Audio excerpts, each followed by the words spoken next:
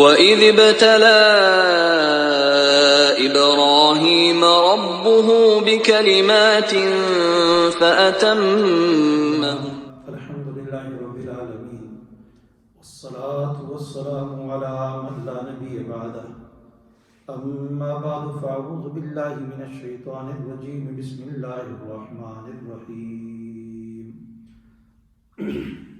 وَإِذِ ابْتَلَىٰ إِبْرَاهِيمَ رَبُّهُ بِكَلِمَاتٍ فَأَتَمَّهُنَّ قَالَ إِنِّي جَاعِلُكَ لِلنَّاسِ إِمَامًا قَالَ وَمِن ذُرِّيَّتِي قَالَ لَا يَنَالُ عَهْدِي الظَّالِمِينَ وَإِذْ جَعَلْنَا الْبَيْتَ مَثَابَةً لِلنَّاسِ وَأَمْنًا صدق اللہ العظیم۔ نہایت ہی قابل قدر مسلمان بھائیوں، بزرگوں، گھروں میں سننے والی میری مسلمان ماں بہنوں، السلام علیکم ورحمۃ اللہ وبرکاتہ۔ آپ حضرات کے سامنے سورہ بقرہ آیت نمبر 124 اور آیت نمبر 125 کی ابتدائی آیت کا حصہ تلاوت کیا ہے۔ رب العالمین سے دعا ہے کہ اللہ تعالیٰ ان کا صحیح مطلب سمجھانے کی توفیق عطا فرمائے، اور رب العالمین ہم سب مسلمانوں کو صحیح معنوں میں دین اسلام کی سمجھ اور اس کے اوپر عمل کی توفیق عنایت فرما دے۔ ابراہیم علیہ السلام کا ذکر چل رہا تھا، جن کو مشرکین، یہودی، عیسائی اپنا مقتدا مانتے تھے۔ اس کا ذکر کل گزرا، اور اللہ رب العالمین نے جو ابراہیم علیہ السلام کا امتحان لیا، آزمائش لی، ان کو پرکھا، اس کا ذکر بھی پہلے درس میں گزرا، اور یہ آپ حضرات کے سامنے بات آئی کہ اللہ رب العالمین سب کچھ جاننے کے بعد اللہ رب العالمین کا امتحان لینے کا مقصد کیا تھا؟ کہ ابراہیم علیہ السلام سے امتحان لینے کا مقصد یہ تھا کہ ابراہیم علیہ السلام کی شخصیت کو نکھارا جائے اور لوگوں کے سامنے لایا جائے کہ ابراہیم علیہ السلام کو رب العالمین نے جو اپنا خلیل بنایا ہے، تو اس خلیل بنانے کے پیچھے کون کون سی ایسی باتیں تھیں کہ اللہ رب العالمین نے ان کو اتنا عظیم الشان مقام و مرتبہ عطا کیا۔ سبحان اللہ۔ اب یہاں پر ابراہیم علیہ السلام کا امتحان لیا، تو امتحان لینے کے بعد اللہ رب العالمین نے فرمایا فَأَتَمَّهُنَّ، انہوں نے پورا کر دیا اپنے امتحان کو، پورا کر دیا اپنا امتحان۔ اب امتحان جن چیزوں میں لیا تھا، کل بہت ساری چیزوں کا ذکر سرسری گزر چکا کہ اللہ رب العالمین نے ابراہیم علیہ السلام کو اولاد کے اندر بھی آزمایا، بہت سارے امتحانات تھے، بادشاہ کے سامنے کھڑا کر کے بھی امتحان لیا، عقیدے کو کھلے عام بیان کرتے وقت بھی ان کا امتحان لیا گیا، آگ میں ڈال کر بھی ان کو پرکھا گیا، سارے امتحانات۔ تو فرمایا اب جب ابراہیم علیہ السلام امتحانات میں کامیاب ہو گئے، تو رب العالمین نے ان کا نتیجہ سنایا۔ نتیجہ کیسا سنایا؟ رزلٹ۔ فَأَتَمَّهُنَّ، ایک کہ انہوں نے پورا کر دیا وہ ساری بات۔ پھر دوسری جگہ میں فرمایا وَإِبْرَاهِيمَ الَّذِي وَفَّى، ابراہیم تو وہ ہے جس نے پورا کر دیا، پورا کر دیا۔ اور پھر آگے امتحان میں کامیابی کے بعد رب العالمین نے نتیجہ سنایا، اور پھر نتیجے کے بعد جب ابراہیم علیہ السلام امتحان میں کامیاب ہو گئے تو رب العالمین نے انعام دیا۔ پرائز ملتی ہے نا امتحان میں، تو جو انسان سب سے زیادہ کامیاب ہو جائے، اعلیٰ نمبروں سے پاس ہو جائے، تو اس کو انعام بھی کیا ہوتا ہے؟ اعلیٰ قسم کا انعام دیا جاتا ہے۔ تو یہاں پھر آگے ابراہیم علیہ السلام کے انعام کا ذکر اللہ تعالیٰ نے یوں کیا، قال انی جاعلک للناس اماما، یہ انعام ہے۔ قال انی جاعلک للناس امام، کہ اے اللہ تعالیٰ فرماتے ہیں کہ بے شک میں نے تجھ کو کیا ہے؟ جاعلک، بنا لیا، للناس، لوگوں کے لیے، امامہ، پیشوا بنا دیا، امامن، پیشوا بنا دیا۔ اب امامن اس سے کیا مراد ہے؟ تو مفسرین لکھتے ہیں کہ اس سے مراد پیشوا، جس کے اقوال اور افعال میں اقتدا کی جاتی ہے، فرمایا کہ تمام انبیاء جو تھے وہ اپنی امتوں کے لیے کیا تھے؟ مقتدا اور پیشوا تھے، مقتدا اور پیشوا تھے. جس طرح قرآن کریم کی دوسری آیت ہے، فرمایا وَجَعَلْنَا مِنْهُمْ أَئِمَّةً يَهْدُونَ، کہ ہم نے ان میں سے ائمہ بنائے، پیشوا بنائے. کیا ہے؟ یادون بامرنا، جو لوگوں کو ہمارے حکم کی طرف کیا کرتے تھے؟ رہنمائی کرتے تھے. جو ہمارے حکم سے لوگوں کی کیا کرتے تھے؟ رہنمائی کرتے تھے. فرمایا یہاں پر امامت سے کیا مراد ہے؟ امامت سے کیا مراد ہے؟ کہ اللہ تعالیٰ کہتے ہیں ہم نے آپ کو امام بنایا، امامت سے کیا مراد ہے؟ تو مفسرین فرماتے ہیں کہ اس سے مراد صاحب شریعت رسول مراد ہے. صاحب شریعت رسول مراد ہے، یعنی وہ رسول جو پہلے کسی نبی کا متبع نہ ہو، جو پہلے کسی نبی کا متبع نہ ہو، بلکہ اس کے بعد آنے والے انبیاء جو ہیں، تمام انبیاء، اس کے بعد آنے والے تمام انبیاء اس کی اتباع کریں. بعد والے جتنے بھی آئے وہ اس کی اتباع کریں. تفسیر جواہر قرآن میں ہے کہ اللہ تعالیٰ نے امتحان میں کامیاب ہونے پر اعزاز و اکرام کے طور پر آپ کو قیامت تک آنے والی نسلوں کا اصول دین اور عقائد توحید میں امام بنا دیا، امام بنایا اور پیشوا بنا دیا. اب ان سے لے کر قیامت تک جتنے بھی رسول اور انبیاء آئے، آپ ان سب کے کیا بن گئے؟ امام اور مقتدا بن گئے، پیشوا بن گئے. اور جتنے نبی بھی آئے وہ سارے کے سارے ابراہیم علیہ السلام کی نسل میں سے آئے، ابراہیم علیہ السلام کی نسل میں سے آئے، انہی سے انتخاب کیا گیا ہے. تفسیر مظہری میں ہے کہ اللہ تعالیٰ نے ابراہیم علیہ السلام کو جو امامت عطا فرمائی، یہاں تک کہ اللہ رب العالمین نے سید الانبیاء نبی کریم علیہ السلام کو بھی حکم ہوا. کیا حکم ہوا؟ فرمایا اتبع ملت ابراہیم حنیفہ. ابراہیم علیہ السلام کی جو ملت ہے، ملت حنیف، اس کی کیا کرو؟ اتباع کرو، اس کی اتباع کرو. تو آگے پھر ابراہیم علیہ السلام کو جب انعام مل جاتا ہے تو پھر اس انعام میں ابراہیم علیہ السلام اپنی اولاد اور نسل کو بھی شامل کرنا چاہا. کہا قال ومن ذریتی، اور کہا اور میری اولاد میں سے بھی ان کو بھی امام بنایا جائے گا، ان کو بھی پیشوا بنایا جائے گا، ان کو بھی مقتدا بنایا جائے گا. تو ابراہیم علیہ السلام نے فوراً درخواست کر دی رب العالمین کے حضور، فوراً درخواست کر دی. کیا درخواست؟ کہ اللہ میری اولاد میں سے بھی پیشوا تو بنا دو، ان کو بھی مقتدا بنا دو. تو رب العالمین نے جواب دیا قال لا ینال عہد الظالمین، کہ میرا یہ عہد جو ہے یہ ظالموں کو حاصل نہیں ہوگا، یہ ان کو کچھ فائدہ نہیں دے گا، ان کے لیے نہیں ہے. یعنی ظالم جو ہوگا وہ منصب امامت پہ فائز نہیں ہو سکتا. تو فرمایا مفسرین فرماتے ہیں کہ عہد سے مراد امامت ہے، امامت سے مراد نبوت ہے، امامت سے مراد یہاں نبوت ہے. تو فرمایا ظالمین، ظالمین سے مراد نافرمان، اور ظالم مشرک کو بھی کہا جاتا ہے. تو جس نے شرک ذرہ برابر بھی کیا، مفسرین نے کہا ہے اللہ رب العالمین نے اس کو نبوت اور کیا رسالت عطا ہی نہیں کی جس نے ذرہ برابر بھی کیا شرک کیا. تو اس لیے جتنے بھی انبیاء ہیں وہ سارے کے سارے کیا مشرک کبھی نہیں رہے، ایک، اور دوسرا کبھی بھی نافرمان، یعنی اللہ رب العالمین کی نافرمانی انہوں نے کبھی نہیں کی. تو ظالمین سے مراد یہاں پر کیا ہے؟ نافرمان ہے.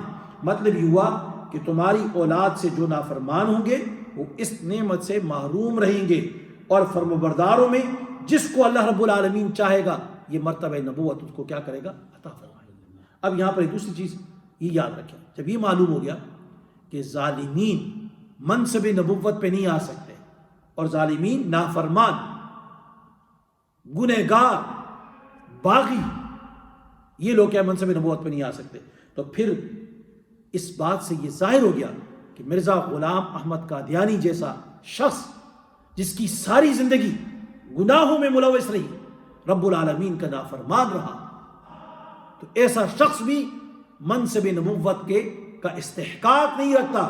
تو لا ینال عہد الظالمین، کہ میرا یہ عہد جو ہے ظالموں کو ملے گا نہیں. تو مرزا غلام احمد قادیانی جیسے لوگوں کو یہ اللہ رب العالمین کا یہ کیا نبوت کا منصب عطا نہیں کیا جا سکتا. آگے فرمایا معالم العرفان تفسیر میں ہے کہ انبیاء کے علاوہ خلافت اور حکومت والے جو امام ہیں ان میں سے بھی جو کوئی ظالم ہے، یعنی خلافت ہے، حکومت ہے، حکمرانی ہے، اس میں جو ظالم ہے اس آیت کی روح سے وہ بھی حکومت کا اہل نہیں ہے، وہ بھی حکومت کا اہل نہیں ہے۔ اور معارف القرآن تفسیر میں ہے کہ امامت اور پیشوائی ایسے شخص کو نہیں دی جا سکتی جو اللہ کا باغی اور نافرمان، چاہے حکومت ہو، حکمرانی ہے، خلافت ہے یا حکمرانی ہے۔ تو اس لیے آگے فرماتے ہیں اس لیے مسلمانوں پر لازم ہے کہ اپنے اختیار سے اپنا نمائندہ یا امیر کسی ایسے شخص کو مقرر کبھی نہ کرے جو اللہ کا باغی اور اللہ کا نافرمان ہو، کیونکہ اللہ رب العالمین فرماتے قال لا ینال عہد الظالمین۔ تو آگے فرمایا، آگے دوسری آیت فرمایا وَإِذْ جَعَلْنَا الْبَيْتَ مَثَابَةً لِلنَّاسِ وَأَمْنًا، اور یاد کرو جب ہم نے مقرر کیا خانہ کعبہ کو مثابۃ للناس، مثابۃ للناس بار بار آنے کی جگہ یا جمع ہونے کی جگہ، للناس لوگوں کے لیے، وَأَمْنًا اور جگہ امن کی۔ اب بنی اسرائیل کے واقعات میں حضرت ابراہیم علیہ السلام کا ذکر پہلے چل رہا تھا۔ ابراہیم علیہ السلام کے ہر ایک دعوے دار تھا کہ ہم دین ملت ابراہیمی پہ، تو ان کا ذکر چل رہا تھا۔ اب ان کے ذکر کے ذیل میں ہی خانہ کعبہ، بیت اللہ شریف، اس کی فضیلت، اس کا مقام، اس کی تعمیری نو اور مکہ مکرمہ، اس کی چند خصوصیات اور احترام جو ہے اس کے متعلق یہاں پر احکامات کو بیان کیا جاتا ہے۔ تو فرمایا وَإِذْ جَعَلْنَا الْبَيْتَ، یاد کرو جب ہم نے بنایا بیت اللہ شریف کو مثابۃ للناس، مثابۃ للناس لوگوں کی جمع ہونے کی جگہ۔ مثابۃ کے معنی کیا آتے ہیں؟ دو معنی میں آتے ہیں، مثابۃ دو معنی میں آتا ہے۔ تفسیر مالف العرفان میں ہے، فرمایا ایک معنی اس کا ہے لوٹنے کی جگہ، لوٹنے کی یعنی ایک جگہ انسان گیا تو پھر اس سے واپس لوٹ کر پھر اس جگہ کو آ گیا، تو لوٹنے کی جگہ۔ تو فرمایا لوٹنے کی جگہ یعنی مراد کیا ہوا کہ بار بار اس جگہ کو آنا۔ تو اسی لیے آپ دیکھیں دنیا بھر میں سے جو لوگ ایک مرتبہ بیت اللہ شریف کو پہنچ جاتے ہیں، زیارت کرتے ہیں، تو اس کی خواہش ہی رہتی ہے کہ وہ بار بار کوشش کرتا ہے کہ وہاں دوبارہ پہنچوں۔ تو حاجی طواف وداع کرتے ہیں، جو لوگ وہاں پہنچ جاتے ہیں وہاں سے واپس آتے ہیں، لوٹتے ہیں اپنے گھر کو، تو آخری طواف کرتے ہوئے یہی دعائیں کرتے ہیں کہ اللہ ہمارے اس سفر کو آخری سفر نہ بنا، یا اللہ ہمارے اس سفر کو آخری سفر نہ بنا، بلکہ اے اللہ تو ہمیں دوبارہ اپنے اس گھر کی زیارت عطا فرمانا۔ ایک معنی۔ دوسرا معنی اس کا ہے ثواب کی جگہ، مثابۃ وَإِذْ جَعَلْنَا الْبَيْتَ مَثَابَةً، اور یاد کرو جب ہم نے بیت اللہ شریف کو بنایا مثابۃ للناس، ثواب کی جگہ لوگوں کے لیے۔ اب ثواب کی جگہ تو فرمایا مفسرین نے لکھا کہ جو ثواب یہاں ملتا ہے مکہ مکرمہ میں، بیت اللہ شریف میں جو ملتا ہے، ایک نماز کا کتنا ثواب ملتا ہے؟ 1 لاکھ۔ کتنا ثواب ملتا ہے؟ 1 لاکھ نمازوں کا ثواب ملتا ہے، جو دنیا بھر میں کہیں بھی چلے جاؤ اتنا بڑا ثواب اور کہیں پہ نہیں ملتا ہے۔ تو اس لیے رب العالمین نے فرمایا وَإِذْ جَعَلْنَا الْبَيْتَ مَثَابَةً لِلنَّاسِ، یاد کرو جب ہم نے بنایا بیت اللہ شریف کو ثواب کی جگہ، للناس لوگوں کے لیے۔ تو ایک معنی اس کا یہ بھی کیا وَإِذْ جَعَلْنَا الْبَيْتَ مَثَابَةً لِلنَّاسِ وَأَمْنًا، اور امن کی جگہ، اور امن کی جگہ بنایا۔ امن کی جگہ سے کیا مراد ہے؟ فرمایا جو لوگ دور دور سے، مفسرین نے لکھا دور دور سے پوری دنیا سے چل کر آتے ہیں حرم شریف میں، اللہ رب العالمین نے ان کی حفاظت کا ذمہ لیا ہوتا ہے، ہر چیز سے محفوظ ہوتے ہیں، ہر چیز سے محفوظ ہو جاتے ہیں۔ اور یہاں دوسری ایک بات لکھی مفسرین نے، جس طرح امام بغوی رحمۃ اللہ نے لکھا کہ مشرکین کی ایذار آسانی سے مکہ والوں کو رب العالمین نے محفوظ بنا دیا تھا، کہ مشرکین مکہ باہر، مکہ جو ہے اس کی حدود سے باہر ہر آدمی کے ساتھ تعارض کرتے، لڑائی کرتے، جھگڑا کرتے، ان کو نقصان دیتے، لیکن جو ہی مکہ میں آ جاتے، داخل ہو جاتے، تو بالکل اپنے ہتھیاروں کو نیچے ڈال دیتے، ہتھیار نیچے ڈال دیتے، کسی کے ساتھ تعارض نہیں کرتے، چھیڑا چھاڑی نہیں کرتے تھے، کسی کو تنگ نہیں کیا کرتے تھے، تو اسی لیے فرمایا کہ، اور یہ کہا کرتے تھے کہ یہ مکہ والے جو لوگ ہیں، یہ مکہ کے لوگ، یہ نیک لوگ ہیں، یہ اللہ والے لوگ ہیں، اہل اللہ ہیں۔ تو مکہ والوں کو کیا کرتے تھے؟ وہ احترام کیا کرتے تھے۔ اور باقی ساری جگہوں میں، جس طرح قرآن کریم میں خود اللہ تعالیٰ ایک دوسری جگہ میں فرماتے ہیں اولم یرو انا جعلنا حرما آمنا، کہ ہم نے اس کو بنایا امن کا گہوارہ. اور فرمایا یتخطف ناس من حولہم، اس کے علاوہ اس کے باہر جو جگہ ہے مکہ کے ارد گرد، اس سے لوگ کیا کرتے ہیں، کیا لوگوں کو اٹھاتے جاتے ہیں، کیا کیا تکلیفیں ان کو دیتے ہیں، وہاں تو امن نہیں ہوتا.